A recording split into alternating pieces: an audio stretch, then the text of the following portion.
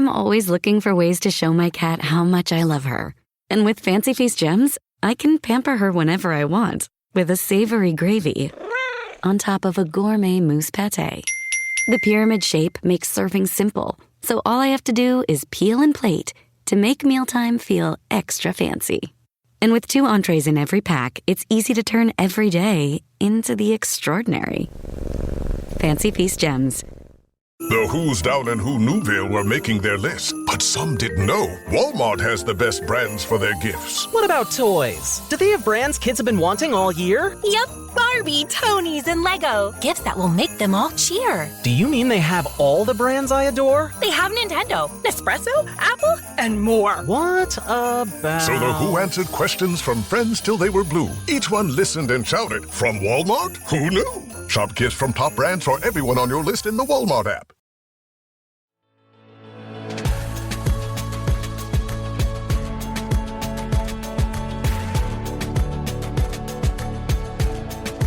I am Nicole Khalil, your host of This is Woman's Work podcast, where together we're redefining what it means, what it looks and what it feels like to be doing woman's work in the world today. And if you've been around me for more than 5 minutes, you know that I believe confidence is one of the most essential skills we need to develop in order to do that. One of the most common, no, scratch that, the most common question I get whenever I speak about confidence is some version of, how do I help my kids to become more confident? Seriously, I could bet my life savings on someone asking me this at every single event and I'd walk away rich. And I get it.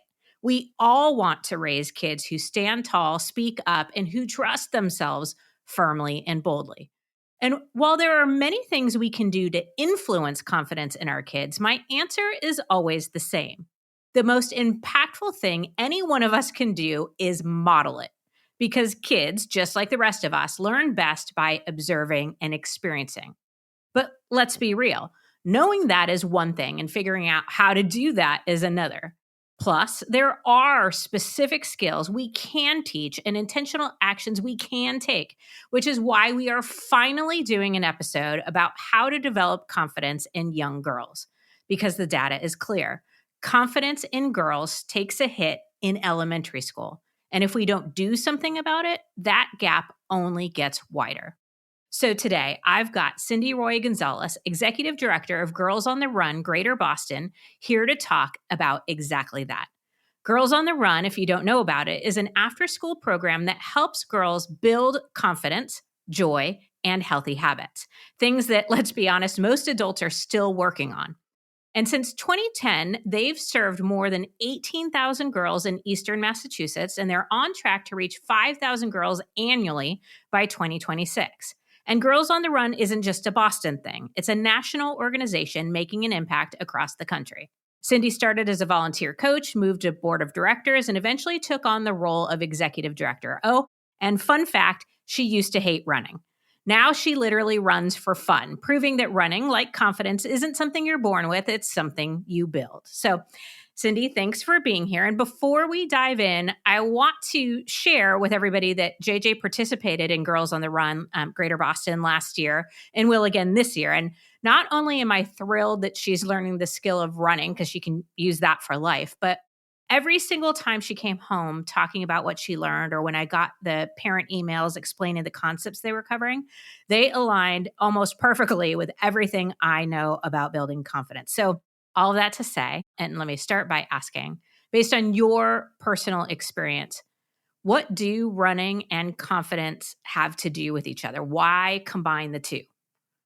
Well, Nicole, thank you so much for having me. There is nothing I like more than talking about Girls on the Run and confidence building. So this is a joy. So as you mentioned, I absolutely did not like running as a kid. And like most women, I first started running because I wanted to be in shape. I wanted to make sure after college I looked good and, I had a desk job. So running seemed like the easiest way to try to, keep my physique or not gain weight. But it became so much more over time. I learned how to set goals. I learned how to deal with disappointment when goals didn't go my way. A race didn't go my way. I learned how to convince myself to do things that were hard, right? So getting out the door at 6 a.m. on a cold winter day, the last thing I want to do is go for a run. But I know how I'll feel when it's over. And so the benefits of running and the way in which I am a more confident human being because of it are innumerable. Yeah. Every single day, I I've never finished a run feeling like I suck, I'm the worst. I'm just like glad to have gotten out there and done my best. And that's what we're trying to teach girls too.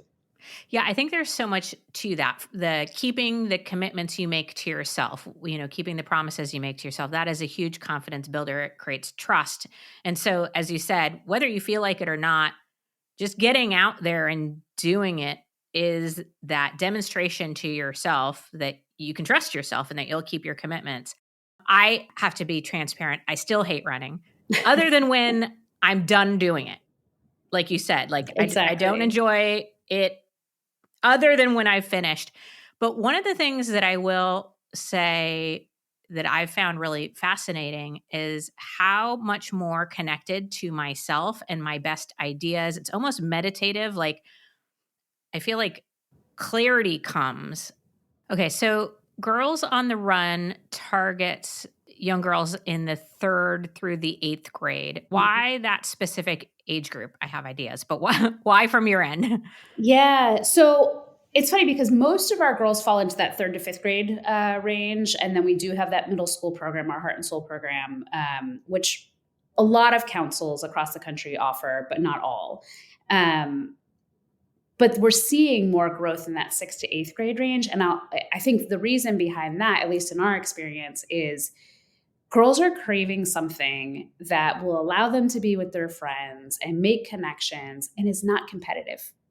By the time a girl gets to middle school, most of the options for physical activity are competitive sports. And if you haven't done a competitive sport since the time you were 4 years old, your odds of being able to do it or be successful at it are really low. So that's the middle school. The reason why the elementary school level is so important is we have seen a decrease over the last decade in girls' self-confidence and an increase in girls' sadness and loneliness. And so that will only continue over the course of adolescence unless we start giving them tools that they can use now to deal with hard situations. I mean, it is not a coincidence that loneliness and sadness have increased, confidence has decreased, all during the time that social media has exploded. And so we want to get girls before their problems get really big and give them the tools that they need to successfully navigate the challenges that they're going to face. So I love the younger girls program. The middle school program is great too, but it sinks in with girls, right? They're hearing the messages, hopefully from us, before they're hearing the messages that lots of other people in the world are going to tell them. And the messages that you're sending and the tools they get in their toolbox are very much aligned with the tools that I'm talking about with grown adults and executives and highly successful entrepreneurs. So I want to dive into a few of those tools. Some of them really jumped out to me when JJ was going through it, and talk a little bit about the value or why you honed in on that. So the first one, I think it's week 1 of Girls on the Run, is something that's called What Makes Me Me. Now, I have an exercise called The Things I Know to Be True About Me at this point in my life. And it's very similar. It's that foundational block of confidence is knowing who you are, and not just knowing, but appreciating and valuing it. So tell us a little bit about the What Makes Me Me tool in their toolbox. Yeah, it's how we start each season, is getting girls to sit down and think about what are the things that bring them joy, right? What do they like to read? Do they like to play soccer? What are the things that they themselves enjoy that may or may not be different from other people? So we ask them, what do you like to eat? What's your favorite food? How do you like to spend your time? What do you like to do with your friends? Who are the people in your life you like spending time with? Really trying to get them to both understand who they are, but also to remember the things that they can go to when they're having a hard time. We have this thing that we teach girls very early in the program. We refer to it as star power. It's that inner essence of a girl. We all have it, male, female, whatever. We all have star power, the thing that makes us us. And sometimes that star power gets clouded by things that happen. So friends who are being mean or just a hard situation. And so if we can remind girls, hey, remember what makes you you, what makes you happy, what can move those clouds away, they can go back to that. And so one of the things that every girl who participates in Girls on the Run gets is a journal, so that they can go back and look at what have they learned, who are they, what are they reflecting on. So that's, really the idea is get the girls to understand who they are and what makes them happy. And that's a core foundation of confidence building. 100%. And I love what JJ came up with for her star power. And it was so clear to me that she came up with it on her own. And then it felt real and true for her. And I loved that, because how often throughout the course of our entire lives, we get influenced or told who we are, who we should be, who we shouldn't be. And what a gift for these young girls in third, fourth, and fifth grade to decide that for themselves, to know it at an early age. That's one of the great things about the program, I would say, overall, is that it's really girl-led, and even more so, frankly, at the middle school level. But the girls are guiding the conversations, because we want them to have ownership. It's not effective if we're telling them this is who they are and how they need to be. They get enough of that. We're asking them, who do they want to be? Who do they think they are? And giving them the space to explore that. Okay. One of the other tools in the toolbox is something you call happy pace. Talk to us about that. Oh, happy pace. So happy pace has a couple of different meanings. When we're doing the running piece of our workouts and we're doing our celebratory 5K, it's what you might imagine. It's moving at a physical pace that feels good for you. And we really stress the non-competitive nature of our program. And so happy pace is just moving in a way that feels good. So for some girls, that's going to look like running really fast one day. And for other girls, that's going to look like slow walking or skipping. We want girls to move in a way at a pace that feels good for them. But there's also this idea of happy pace as just the way you approach life in general, right? You don't have to do everything everybody else is doing. You don't have to go at the speed that they're going. As young girls, your development might look different.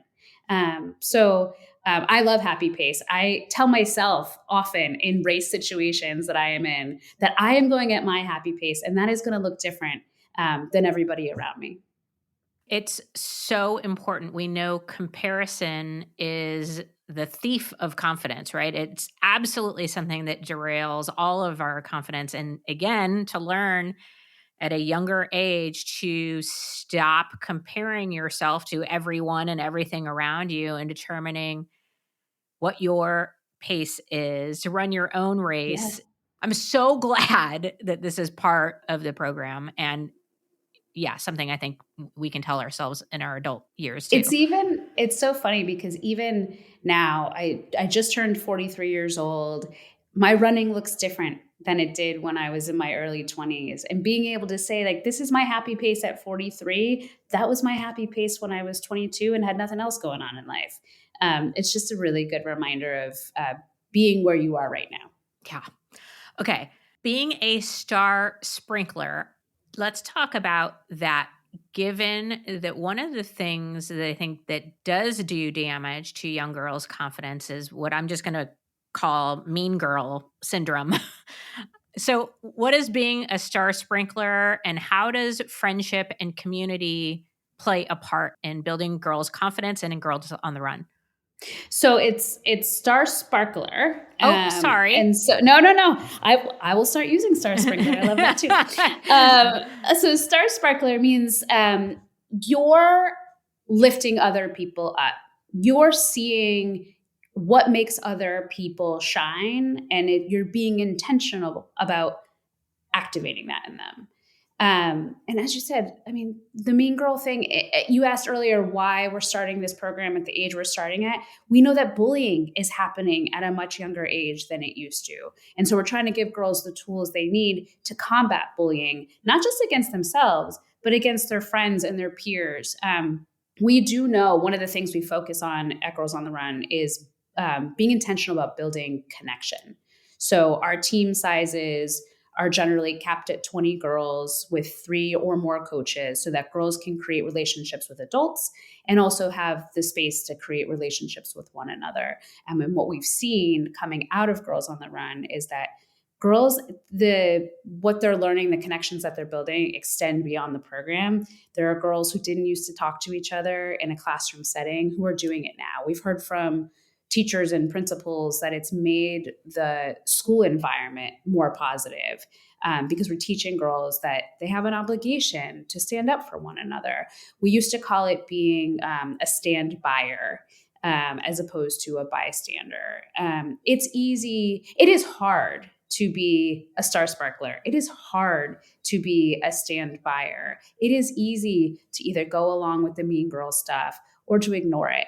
But what we're trying to instill in girls is there is value not only to, frankly, the person you're standing up for, but to yourself. The confidence that comes from being able to stand up for another person is immense. And so, yeah, we're trying to teach girls, be a star sparkler. Don't put out other people's lights. It's your obligation to help lift people up. We at Girls on the Run talk about caring and connection. And this is one lesson that focuses on both of those two. You know how we're supposed to drink a bazillion ounces of water every day? Cute idea, but between work, life, and trying to remember what day it is, hydration doesn't always make the cut, which is why I love Cure. Cure hydration packs make it simple. Plant-based electrolytes, no added sugar, just 25 calories, and it hydrates better than water alone. And you know I love me some efficiency. My favorite flavor is lemonade. It's light, clean, and doesn't taste like somebody dumped a candy store into your water bottle. I use it on long recording days when I'm traveling or any day I hit noon and realize that I'm running purely on caffeine. And when I need more than hydration, like pre-workout where I need all the help I can get, I grab Cure Energy. It's got natural caffeine and electrolytes that get me moving and help me survive the part where I question all my life choices mid-workout. Staying hydrated isn't just about drinking water. You need electrolytes too. That's why I love Cure. It's clean, it tastes great, and it actually works. And for This Is Women's Work listeners, you can get 20% off your first order at curehydration.com/woman's work with code woman's work. And if you get a post-purchase survey, make sure to let them know that you heard about Cure right here. It really helps support the show. Don't just drink more water. Upgrade it with Cure. Purina believes no one should have to make the impossible choice between their own safety and their pets. But nearly half of domestic abuse survivors delay leaving because they can't bring their pets with them.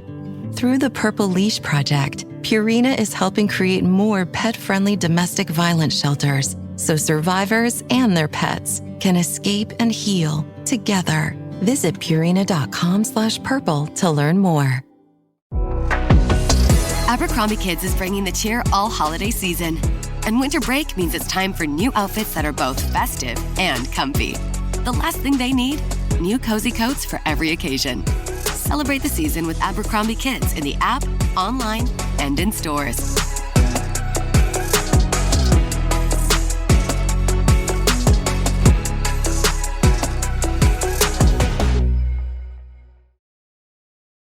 Yeah, and I think there could be the tendency to think about this being for the benefit of others, as you said, but I want to reiterate that, like you said, this impacts our own confidence. When we stand up for someone or something, or when we recognize that something doesn't feel right and we do something about it, it builds our own confidence. It builds our trust in ourselves. Conversely, when we don't, we lose trust. We lose confidence when we go along or stay quiet, even though we feel like we should say something. So I, again, think these things are so important. So another good lesson that I think many adults could absolutely benefit from is stop and take a breather. My I favorite. feel like that's fairly obvious, but let's talk about it.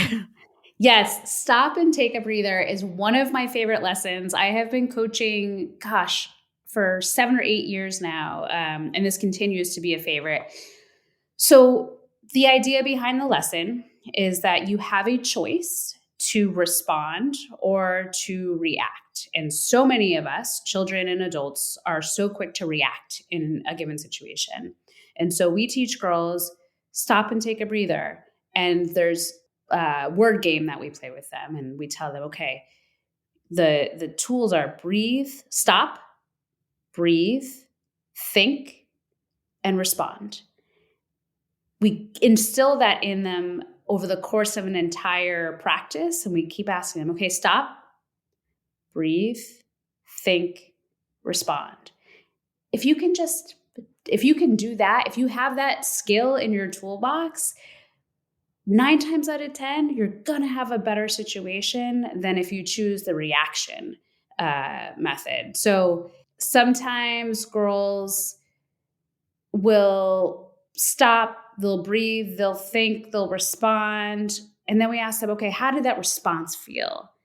And they're like, oh, that response didn't feel great. So we give them the opportunity to practice it again, right? So we're giving them these tools, they're getting the opportunity to practice, to understand how it feels. And hopefully then they take that out into the real world when they've left their practice. Yeah. All right. You mentioned community and connection being integral for so many valid reasons that you've already mentioned. One of the things that Girls on the Run encourages, and I'm going to touch on a couple other things in the toolbox, but one of the things it encourages is having a running buddy for their celebratory run at the end. And my understanding is that they can pick someone they know or an older, either teenage girl or adult will be provided for them. Talk about why this is important. They've been training, they've been running for the celebratory run. Why is it important that they have somebody do it with them? Yeah. So you had mentioned earlier that as a parent of a participant, you got sort of weekly updates on what your daughter was learning in the program. And so that helped you make a connection with her and with what it was she was doing. One of the things I love most that is hard to quantify about the program is how many moms, dads, aunts, uncles, brothers, cousins join the Girls on the Run community as a buddy. So if they know when their girl starts the program 8 weeks earlier that their girl wants them to complete this event with them, they need an adult because we want to keep everyone safe. It often will get that person their first experience with running. And so they train alongside their girl, not at the same practice, but over the course of the 8 weeks, they train with their girl and they get to complete this thing together. They get to share in the accomplishment and the goal setting and the joy together. I have stood at the finish line of so many celebratory Girls on the Run 5K events and seen the smiles on the girls' faces. But I'll tell you what, the smiles on mom and dad's face completing their first 5K event, it's amazing. And so many girls and their family members have gone on to make that a thing they do together long after Girls on the Run. So it's a really great way to get adults in their lives also physically active, also learning some of the same lessons that the girls are learning. Yeah, I can attest to the power of that from my one experience. Jay was JJ's running buddy, as he should be, because I would not have been able to keep up her happy pace. But I worked one of the water stations, and I teared up so many times seeing not just the girls, but their running buddies. And I mean, maybe this speaks to my bias, but a lot of times people I didn't expect. Yeah. You know, you could tell it was an uncle or a teacher or a sibling, or, I mean, it was just the coolest experience to see all these girls being supported in that way. So one of the more common misconceptions I see when it comes to confidence is I think people often think it needs to be big or bold or jump into the deep end of the pool in order for it to count. And what I often say is it's one foot in front of the other towards what matters. Small acts make a huge difference. And you have a section or a tool as part of Girls on the Run that small acts make a difference. So how does that relate with young girls? What are you focused on there? So every Girls on the Run team across the country, every season, they get to choose what we call a community impact project. And with the relaunch, we launched a brand new curriculum, an updated curriculum last year.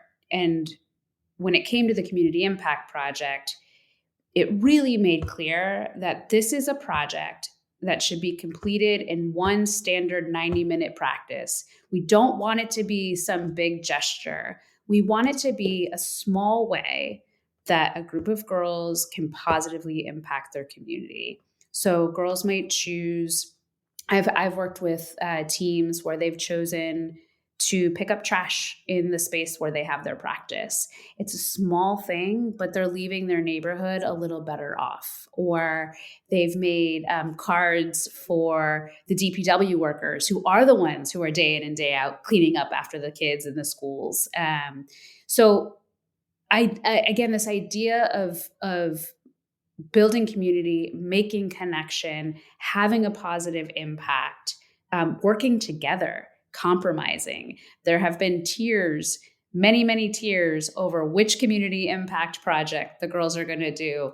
But they learn these skills, how to negotiate, ultimately all in service of leaving a positive impact in their community just by doing one simple thing. The middle school program, rather than complete the community impact project as a group, the girls are asked to go out and identify how they individually want to make an impact. And again, the idea is small things. Like I said, you make a card for the mail person, or you are intentional about saying thank you to someone you see every day, a teacher, a custodian, a cafeteria worker. So just reminding girls that there is a world outside of themselves, and showing appreciation and gratitude for that world. Yeah. Okay. And then the last one I wanted to talk about today, because it leads into that celebratory 5K, or at least it did in the program that JJ went through, is letting your star power shine.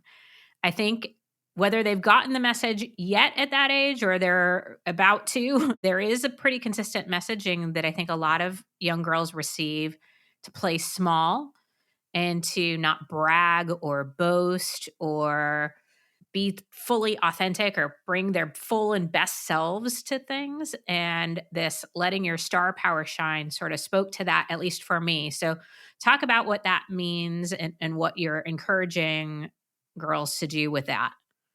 Yeah, so that it's sort of capping off all the things that they've learned, starting with that first lesson about who they are and what makes them happy and what makes them them.